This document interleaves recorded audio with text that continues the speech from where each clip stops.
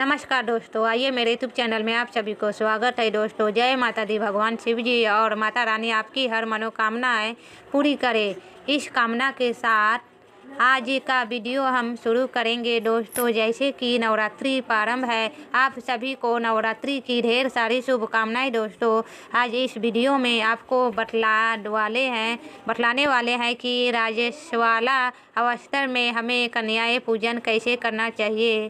क्योंकि अगर नवरात्रि का व्रत आपके घर में किसी ने रखा है तो जब तक आप कन्या पूजन नहीं करेंगे, व्रत का संपूर्ण फल आपको प्राप्त नहीं हो गया।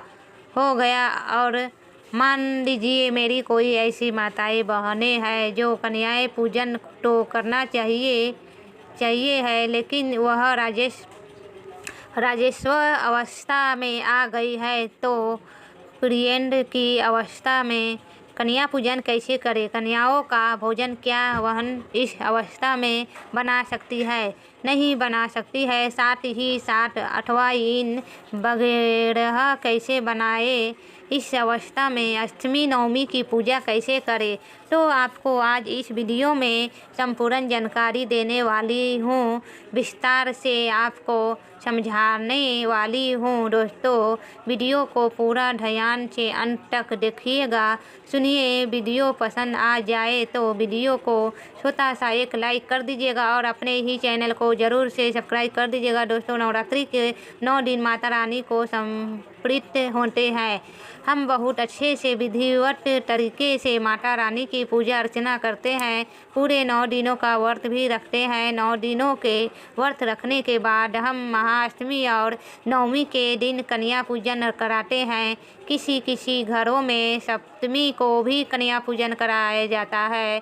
ऐसे बहुत सी माताएं बहनें होगी जो कन्याएं पूजन की तैयार किया कर रही होगी, उनको व्यवस्थित कर रही होगी कि ऐसा करना है, इस तरह से करना है। और मान लीजिए उनका राजस्व अवस्था जो है वो प्रारंभ हो जाती है, उनका पीरियड प्रारंभ हो जाता है, तो अब ऐसे में असमंजस की स्थिति बन जाती है कि इस अवस्था में आकर हम कन्याएं पूजन कैसे करेंगे अथवा वगैरह कैसे बनाएंगे, कन्याओं का भोजन कैसे तैयार करेंगे और साथ ही साथ अष्टमी और नवमी की पूजा कैसे करेंगे। देखिए, अगर आप सतयुग परिवार में रहते हो तो तब तो कोई दिक्कत परेशानी की बात नहीं है।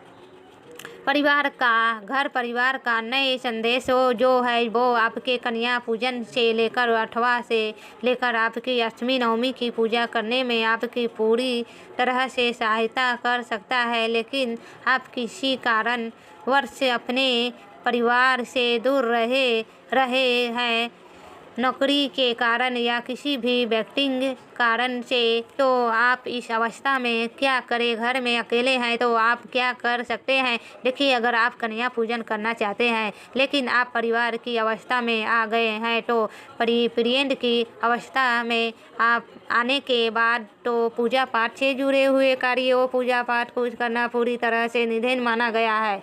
देखिए, अगर आपके घर में बच्चे अगर आपके बड़े हैं तो आप उनसे अवाइन वगैरह बनवा सकती है। कन्याओं का भोजन भी उन्हें बनवा सकती है जो भी आपको कन्याओं को खिलाना है।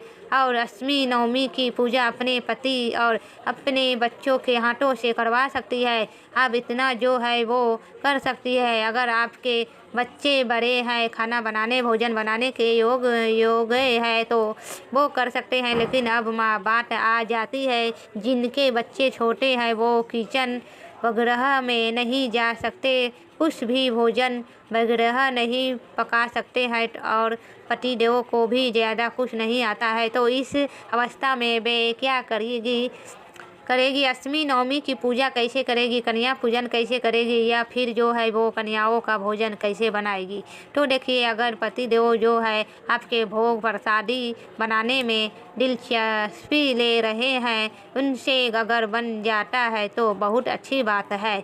पति के हाथों से बनवा लीजिए, बहुत अच्छी बात है। अगर पति आपके इस काम में मदद कर सकते हैं, वैसे थोड़ी थोड़ी चीज़ें हमको अपने पतियों को भी सिखानी चाहिए, क्योंकि इस स्थिति में आके तो भाई पति ही जो है वो वह मदद कर सकते हैं। अगर आप घर में अकेले हैं और बच्चे छोटे हैं तो पतिदेव अगर कन्याएं पूजन का पूरा कार्यभार संभाल ले रहे हैं, कन्या भोजन बना ले रहे हैं, हटवा इन ग्रहण बना ले रहे हैं, अष्टमी नवमी की पूजा करने में आपकी सहायता कर दे रहे हैं, इस अवस्था में तो बहुत अच्छी बात है। अगर वो भी नहीं हो पा रहा है, पतिदेव जो है वो खाना नहीं पका सकते, उनको इतना सब कुछ नहीं आता है, तो यह आपको एक तरीके बताती हूँ। आप उस तरीके को अपना कर अपनी अष्टमी नवमी की पूजा भी कर सकते हैं और आपको बहुत ज़्यादा लोड लेने की ज़रूरत भी नहीं पड़ेगी। देखिए, जब इस अवस्था में जाते हैं, लेकिन हमें अष्टमी नवमी की पूजा तो करनी है। अष्टमी नवमी तो हमें पूजनीय, किसी किसी के यहाँ अष्टमी पूजी जाती है, किसी किसी यहाँ महानवमी पूजी जाती है। तो अब इस स्थिति में क्या करेंगे, देखिए, आप दही जलेबी जो है वो बाहर से मंगा कर के अपनी महाअष्टमी या महानवमी जो भी आपके यहाँ पूजी जाती है, आप उसकी पूजा करवा सकते हैं पतिदेव के हाथों से, ठीक है। और दूध जलेबी का भी भोग जो है वो लगा सकते हैं।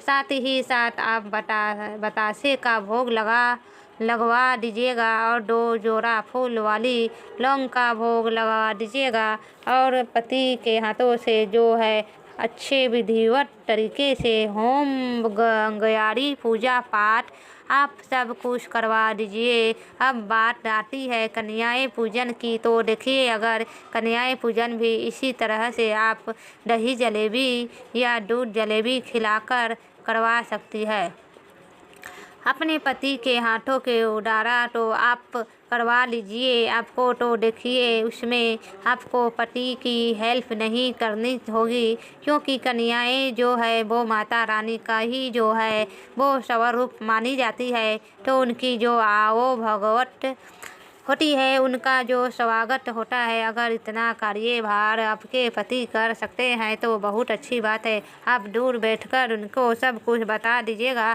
ऐसा ऐसा करना है, तो आपके पति उसमें मदद कर देंगे और इस तरह से आप कन्या पूजन कर सकती है, ठीक है। अगर उतना कार्यभार जो है वो आपके पति नहीं संभाल पा रहे हैं, जैसे तैसे उन्हें अष्टमी नवमी की पूजा तो कर ली, पर कन्या भोजन या कन्या पूजन नहीं करवा पा रहे हैं, तो देखिए, अभी आप ना जो शरद पूर्णिमा आएगी, आप पूर्णिमा के दिन भी जो है वो कन्या पूजन विधिवत तरीके से करा सकते हैं, अगर आप कराना चाहते हैं तो। अगर यह भी नहीं है, आपको थोड़ा सा यह फील हो रहा है कि कन्या पूजन तो अभी कराया जाता है, तो हम क्या करें, तो आप एक काम करिए, मंदिर में जितना भी बजट आपका है कन्या पूजन का, आप उतना जो दक्षिणा, उतने जो पैसे मिला कर के जितना भी बजट है आप उस मंदिर में